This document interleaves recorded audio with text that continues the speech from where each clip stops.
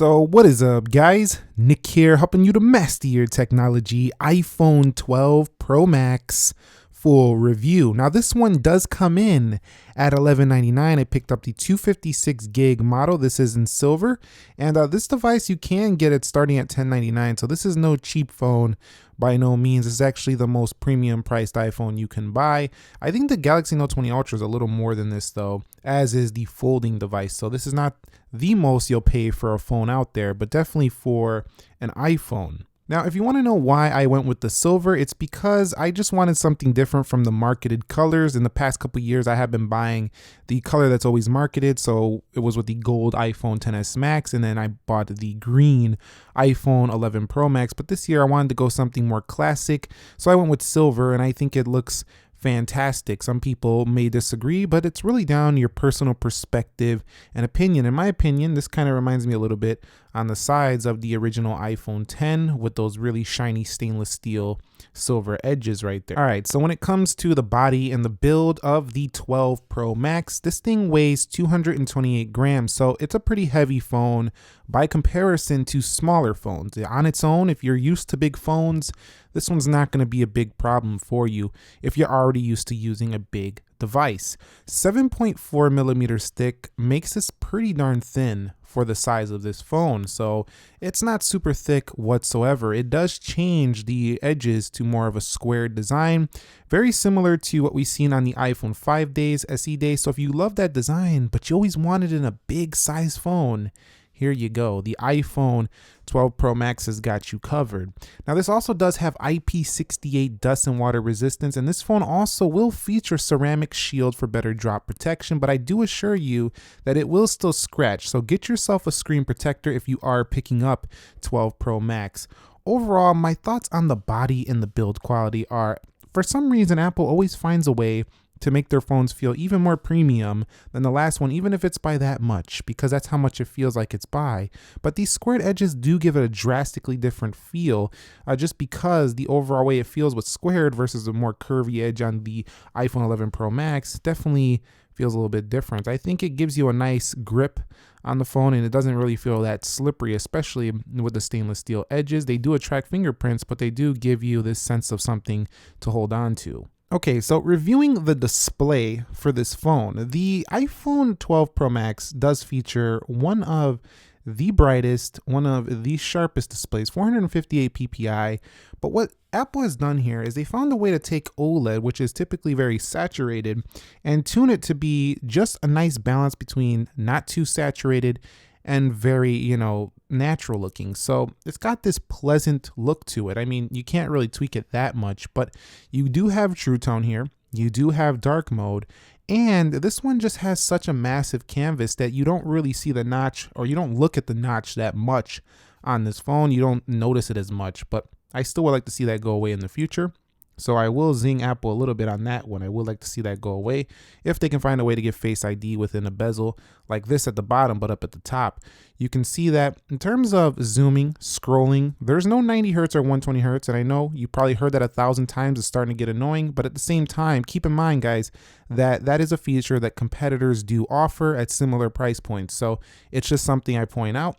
And also you can see very overall smooth though. I mean, Apple finds a way to make their phones with their optimization software and hardware to make their display super smooth regardless of that technology of 90 or 120. So having the 60 hertz is probably not a deal breaker for many, as millions have already pre-ordered this device. Overall, I gotta say that the display, whether you're watching videos or if you are reading articles on the web or doing basically anything, if you enjoy large screen phones for consuming media, for consuming content, you're going to love what this phone does have on offer. And it's very wide for typing as well. So if you are going to be doing a lot of things with a keyboard, which you more than likely will on a phone like this, you have a nice wide keyboard for typing in an application that you're going to download or text messaging and people and stuff like that. Very wide, very spacious, very comfy here on the 12 Pro Max. So overall, the 6.7-inch XDR OLED display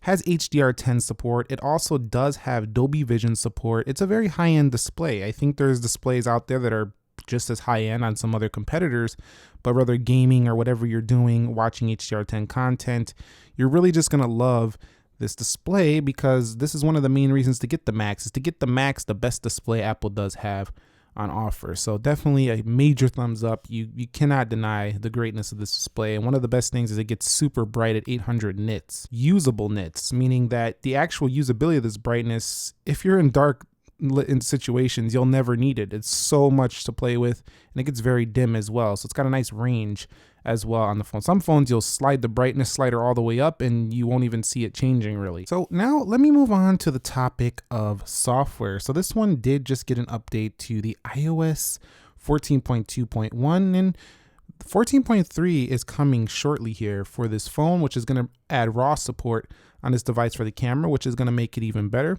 Now, you can see that we do have app library. You also have the ability to have widgets on this phone, which is really nice as well. I just got to state that, I would like to see a picture-in-picture mode that doesn't have to make you go to the browser for YouTube. That's not really Apple's fault, but YouTube needs to update that for this device. I'm not sure if they will. They might keep that to their platform, but you can see we have to go on to YouTube to use the picture-in-picture. From the browser. I want to see it in the actual YouTube application itself.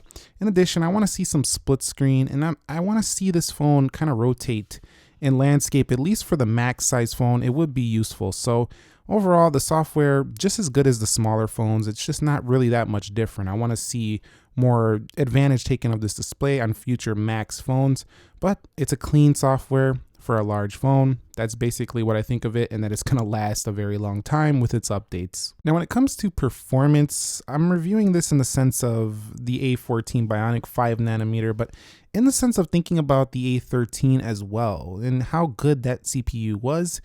If you've used A13, even A12, A12X, A12Z, any of those processors from A12 and above, you probably won't be seeing major differences in your day-to-day life. Yes, this thing does fly, and it is faster in rendering and stuff like that.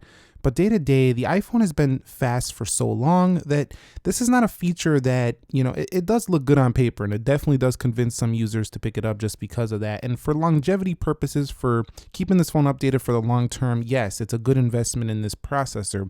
But what I'm trying to say is that right now, speed right now, you don't really see that much of a difference. It's something you don't think about. You just expect Apple to deliver here, and they do.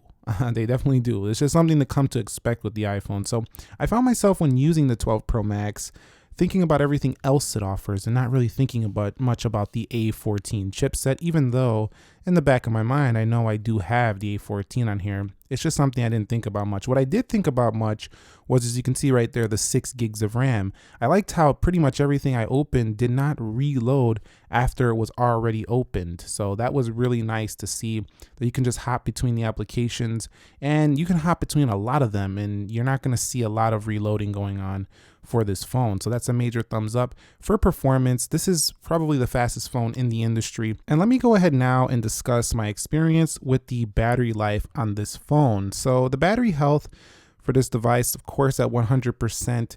But I found in usage with this device that it's one of those phones with the battery life that you'll get through the whole day easily. This thing actually has a 3687 milliamp hour, and I really wish Apple would have put like a 4500. This thing would have blew away the competition. But for now, this one still gets through a day, even 2 days if you're a light user. This phone for heavy users will be a one-day phone without breaking a sweat. It also definitely has this problem where it drains a little bit more in gaming, I found. I don't know why it is like that, but if I'm playing games heavy, I can definitely drain this thing down pretty quick. Not super quick, but still, if I'm gaming for a couple hours, 3 hours or so, it's gonna eat some battery down, but that's pretty much with all phones if you're doing gaming.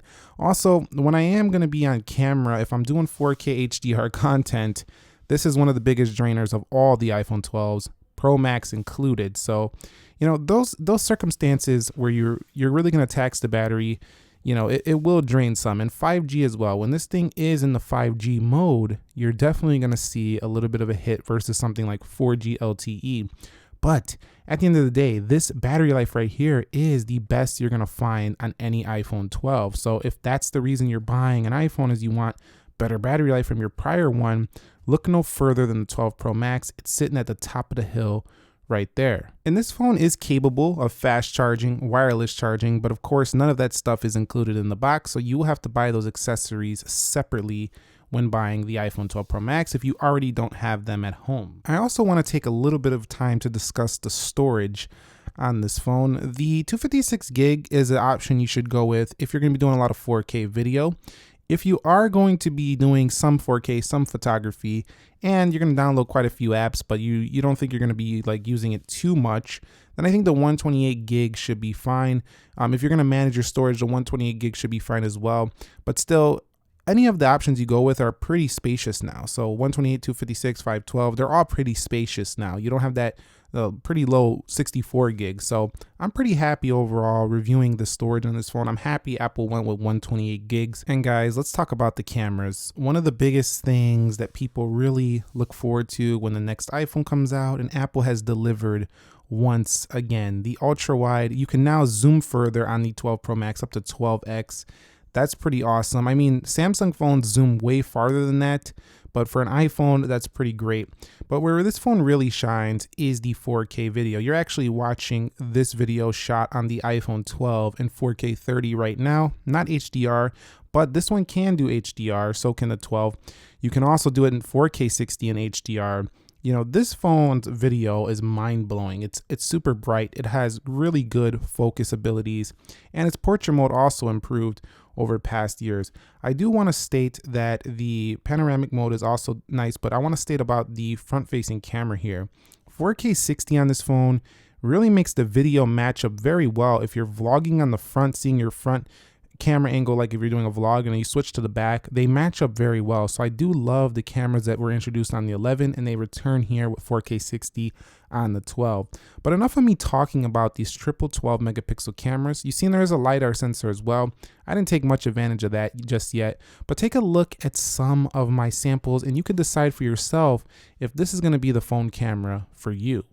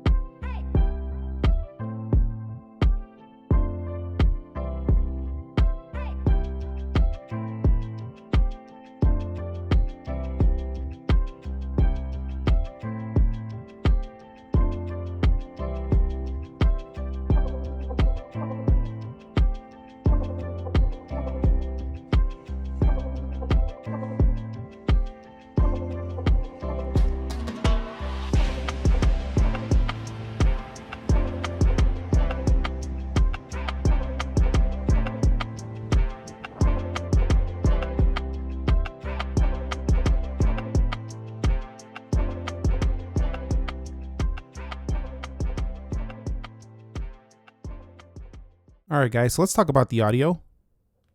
Which is definitely going to be a favorite amongst jumbo iPhone lovers, people that love the big.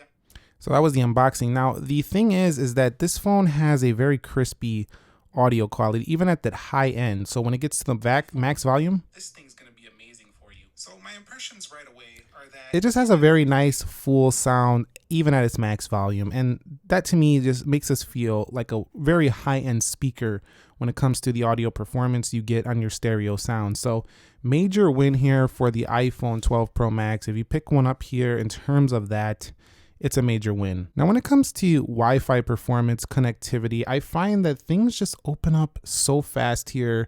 The Wi-Fi performance works fantastic, but as does the 5G. Having these Qualcomm modems have given me more bars more consistently.